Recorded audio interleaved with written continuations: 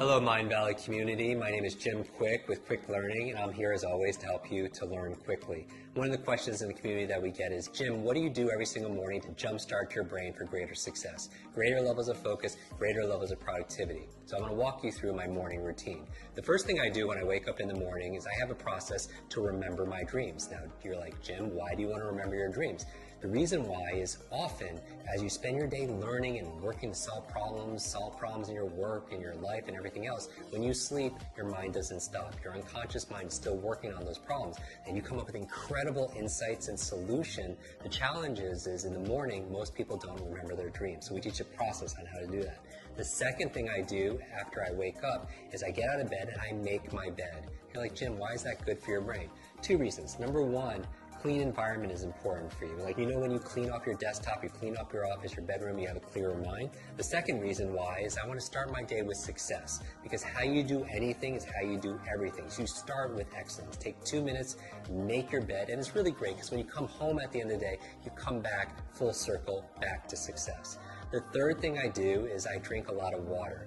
Your brain is mostly water, 80% water, and a lot of people dehydrated. You use so much water, and it's so important for your brain to be hydrated. The challenge is you lose a lot of water when you're sleeping, so I super hydrate first thing in the morning.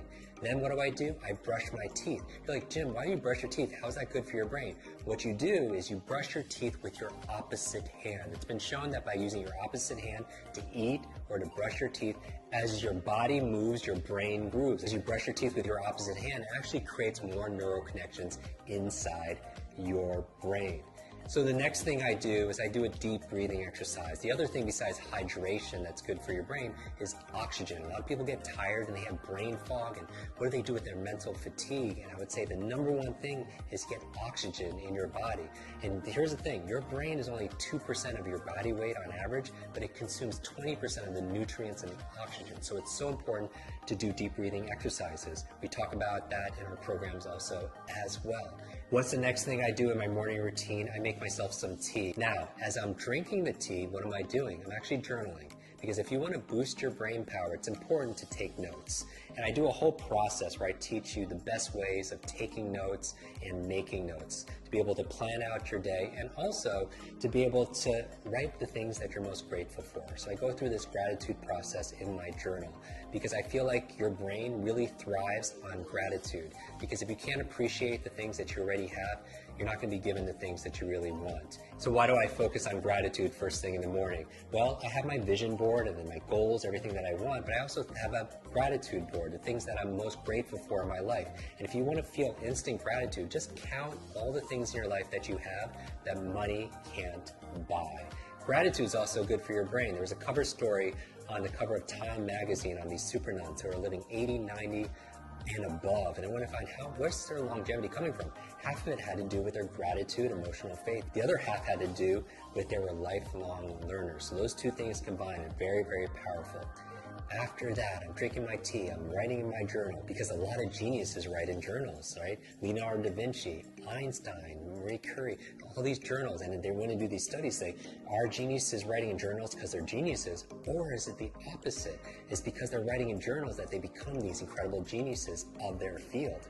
When I'm done drinking my brain tea and writing my journal, the next thing I do is I do some just morning exercises. This is not my exercises for the day, but 3 or 4 minutes of high intensity workout to kind of get your heartbeat going.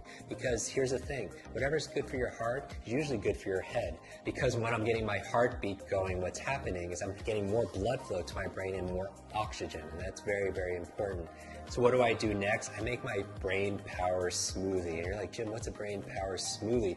There are certain foods that are really great for your brain, and I teach people how to memorize these foods. And what we do is I just put them all in a blender. So certain foods like blueberries, right? I call them brain berries. There are things like avocado, very good for the brain also as well. Obviously hydration, we're going to talk about all those ingredients in another video. So as I'm drinking my brain power smoothie, what am I doing?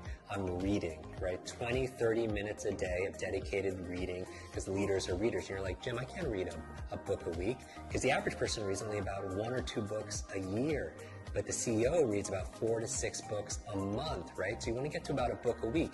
So remember, first you make your habits, and then your habits make you. Design the first hour a day to be brain friendly, and you'll win the rest of the day.